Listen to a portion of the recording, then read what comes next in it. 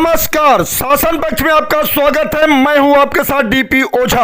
आज बात करेंगे महरौली स्थित प्राचीन योग शक्तिपीठ मंदिर की। बताया जा रहा है कि ऋषिकेश के परमार्थ निकेतन के चिदानंद मुनि जी ने अपने कुछ भूमाफिया सहयोगियों के साथ मिलकर फर्जी कागजात के आधार पर प्राचीन योग शक्तिपीठ मंदिर पर कब्जा करने का कर रहे हैं प्रयास।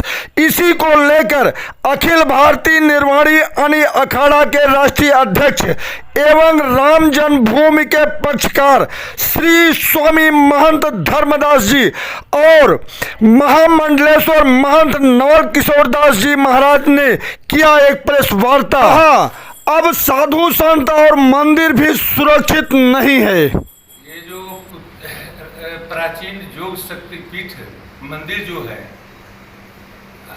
बहुत प्राचीन है, जहाँ पर शक्तियों की आराधना अनादिकाल से गांव और सभी लोग मिल करके करते थे। आज साल भर से इसको अस्त व्यस्त कर दिया गया है। यह में चिदानंद मुनि में सारा से सारा षड्यंत्रकारी है। उन्होंने फर्जी दस्तावेज बना करके, फर्जी कूटनीतिक चाल चल करके और उस पर जांच पड़ताल भी हो गया है।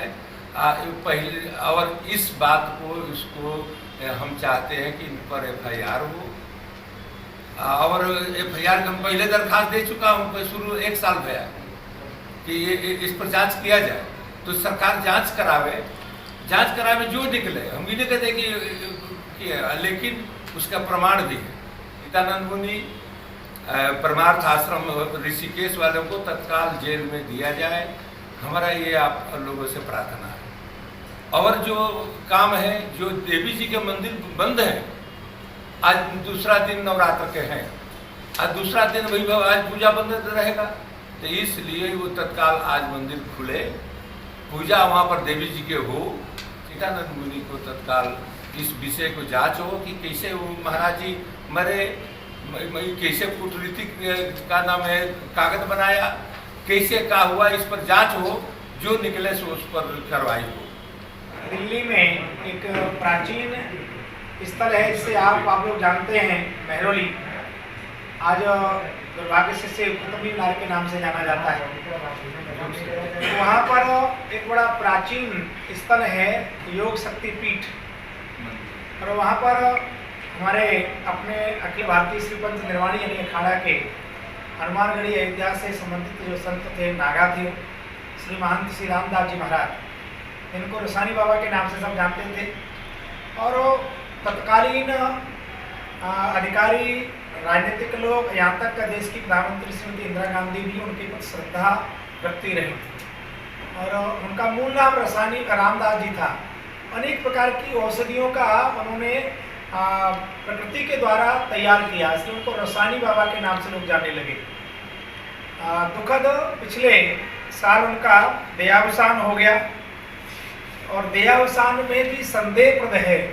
हमको ऐसा लगता है कि उनकी जो मृत्यु हुई वो स्वाभाविक नहीं, इसके मूल में संपत्ति को हड़पने की षड्यंत्र जैसा लगता है। 1 साल हो गया, 1 साल से हम लोग स्थानीय प्रशासन से मांग कर रहे हैं कि इसकी जांच होना चाहिए। कोई सुन के राजी नहीं है। महाराज जी के समय में महाराज श्री कई बार वहाँ आए हैं, रहे हैं, सेवा की है। स्थानीय लोग उस महाराज जी को इस बात को जानते भी हैं, उन्होंने व्यक्त भी किया है, लिखित में भी किया है। पता नहीं स्थानीय प्रशासन, जिसमें स्थानीय पुलिस प्रशासन एवं SDM किन कारणों से कोई निर्णय नहीं कर पा रहे हैं। उसमें एक परमार्थ निकेतन ऋषिकेश में है, इसके मुखिया हैं चिदानंद मुनि जी। हमारी परंपरा वैष्णव परंपरा है, हम लोग रामानंद दत्त परंपरा से हैं।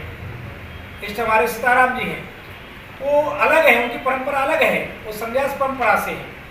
अखाड़े द्वारे का नियम होता है, जिस परंपरा का संत होता है वही बैठेगा। उसके बाद भी एक तो उनकी कहीं न कहीं परिचय के कारण कहिए, जबरदस्ती अधिकारियों पर दबाव कहिए, वो हमारे आश्रम पर अकारण कब्जा करना चाहते हैं। बाथरूम में उगरे बिल्कुल दिगंबर भाव में है, तो वस्त्र न पहनाकर उनकी चाबी ढूंढी जा रही है। इसलिए लगता है कि कहीं न कहीं इसमें संपत्ति की विपत्ति है।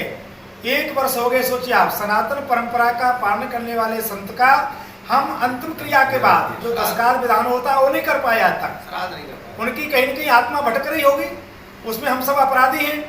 तो जो लोग वहाँ अवैध कब्जा कर रहे हैं उन्हें तो कोई श्रद्धा से या संत से कोई लेना देना है नहीं, उन्हें तो संपत्ति दिखाई दे रही है। उस परंपरा का भी उन्हें ज्ञान नहीं है, क्योंकि उस परंपरा के है ही नहीं। पर गांव की श्रद्धा तो संत के प्रति भी है और मंदिर के प्रति भी है, और दोनों मंदिर के प्रति और संत को दोनों श्रद्धा का उनका दोहन हो रहा है। तो आखिर मानवीय दृष्टि से भी हम स्थानीय प्रशासन से मांग करते हैं कि आपने किस आधार पर उनके लोगों को अंदर किया है और हमको बाहर किया है। तत्काल ताला खोला जाए, वहाँ जो उत्सव होते थे वो हों, लोग पूजा कर सकें। चिदानंद मुनि जी के ऊपर संदेह इसलिए जा रहा है कि जैसे महाराज श्री का शरीर पूरा होता है, वो वाशरूम में गिरते हैं, स्नान घर में गिरते हैं, उनके शरीर पर कोई वस्त्र नहीं है। कोई व्यक्ति वाशरूम में जाएगा कम से कम वो अपना अधो वस्त्र तो धारण किए रहेगा, लेकिन उनके शरीर पर अधो वस्त्र तक नहीं है। चद्दर बिछाया गया है, चद्दर पर महाराज लेटाए गए हैं, उनके नाक में रुई डाल दी गई है और उनके जो तिजोरी की चाबी है वो खोली जा रही है। ये जो लोग कर रहे हैं ये सब चिदानंद जी के वेतन भोगी लोग हैं, वैतनिक कर्मचारी हैं। उनका वीडियो हमारे पास है, उसका साक्ष्य हमारे पास है। आप विचार करिए। मैं आप पत्रकार बंधुओं के माध्यम से मैं यहाँ के प्रशासन को, माननीय प्रधानमंत्री जी, माननीय गृह मंत्री जी, श्रीमान मुख्य सचिव दिल्ली, इनको मैं अवगत कराना चाहता हूँ। आप वीडियो को संज्ञान में लें। और ये मतलब इसमें हत्या की साजिश की बू आ रही है जो वीडियो देखने में आ रहा है। पहले कोई व्यक्ति गिरेगा, उसको हार्ट अटैक आएगा तो हम उसको अस्पताल ले जाएंगे, उसका इलाज करेंगे, उसके नाक में तुरंत रुई नहीं डाल देंगे। जो चिदानंद मुनि के आदमियों ने जो कृत्य किया है, इसमें लगता है चिदानंद जी ने षड्यंत्र किया है उनके हत्या का। उनकी दृष्टि मंदिर पर नहीं, उनके कोई लेना देना नहीं है। वो तो विदेश आते हैं, विदेश जाते हैं, उनका केवल जमीन, वो भूमाफिया एक तरीके से। और जो 12 लोग उनके साथ फर्जी ट्रस्ट जालसाजी करके डुप्लीकेट कागजात बनाए, उसका एसडीएम साहब को, एसएचओ साहब को, सबको दिया गया। मुकदमा क्यों नहीं दर्ज हो रहा है?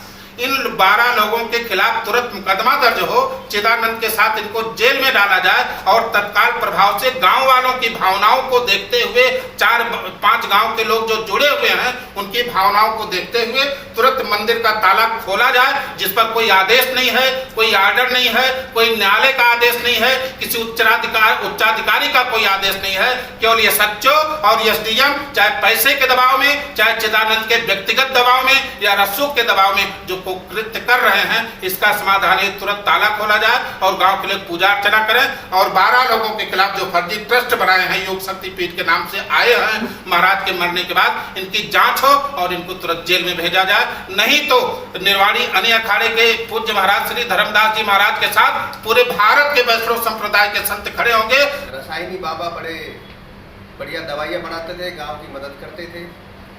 एक अलग माहौल हर साल की तरह त्यौहार की तरह मनाया जाता था, नवरात्र। लेकिन जब से महाराज एक्सपायर हुए हैं, वहाँ कोई चिदानंद महाराज का नाम ले रहे हैं, कोई हमने देखा नहीं उनको। लेकिन प्रशासन में उनकी कोई ऐसी पकड़ है जिससे प्रशासन से वो ताला लगवा कर नोक लगवा दिया।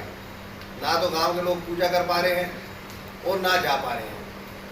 तो इस लड़ाई में गांव के लोगों की भावनाओं को ठेस पहुंची है।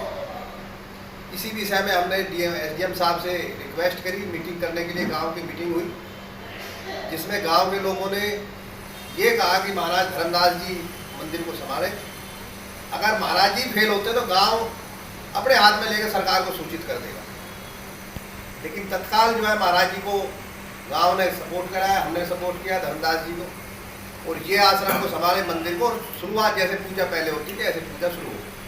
ताला नहीं चलते गांव के लोग मंदिर में, और चलते जैसे हर रोज पूजा होती है ऐसे पूजा शुरू हो। पुलिस स्टेशन महरौली वहाँ के सचिव साहब के अंतर्गत उसमें उन्होंने कलंदरा काटा कि उनको आशंका थी कि एक मंदिर पे विवाद हो सकता है। तो जो पक्षकार थे उनके ऊपर आशंका करते हुए पुलिस ने कलंदरा काट दिया। कलंदरा काटा 11 सितंबर 2022 को, DD नंबर 13 है। यह कलंदरा काटा उस स्थान के महंत के असमय मृत्यु होने के नाते, जो 25/8/2022 को हुई थी। उस कलंदरा में पुलिस ने जिसको पक्षकार बनाया, वो पक्षकार में 8 लोगों का नाम लिखा है। फिर भी पुलिस ने कलंदरा काटा। किस कागज पे काटा है, पुलिस प्रशासन की जिम्मेदारी है बताने के लिए, और उसको तय करने की जिम्मेदारी एसडीएम साहब के पास है, सीआरपीसी के प्रोसीजर के अंतर्गत। 1 साल से ऊपर एसडीएम साहब के पास महरौली में मुकदमा चल रहा है। उन्होंने आज तक उस पर डिसाइड करने की कोशिश नहीं की। अगर उन्होंने पहली तारीख पे अपना नाम वापस करने का मुकदमा लगाया है तो यह प्रतीत होता है कि इसमें पुलिस ने जिसको पार्टी बनाया है वो गलत है, क्योंकि पार्टी खुद आके कह रही है कि मेरा नाम डिलीट कर दिया जाए। में जिस संस्था का नाम इन्होंने यूज किया, यह संस्था उस दिवंगत साधु ने अपना काम किया। एक साधु अपने जीवन काल में कोई व्यक्ति का ही काम कर सकता है। मराठी को नोटिस दिए हुए जिन लोगों ने फर्जी संस्था बनाई, उन लोगों ने एक एप्लीकेशन लगाई डीएम एसडीएम से समय समय पर अपनी परमिशन प्राप्त करने के लिए, और बिना हम लोगों को सुने हुए यह एप्लीकेशन इस संस्था को एसडीएम ने अलाउ कर दिया, परमिट कर दिया। यह संस्था कहीं कलंदरे में नाम नहीं है। एसडीएम ने किसी आदेश पे इस संस्था को अलाउ नहीं किया है कि हम आपको पार्टी बना रहे हैं कि नहीं बना रहे हैं। इन लोगों के बारे में आरटीआई से जवाब मिल गया है। एसडीएम ने इनको वेरीफाई कराया नहीं कराया, कराने के बाद जाना नहीं जाना, बिना किसी पार्टी को इस एप्लीकेशन पर रिप्लाई देने का मौका दिए हुए इस एप्लीकेशन को उन्होंने परमिट कर दिया।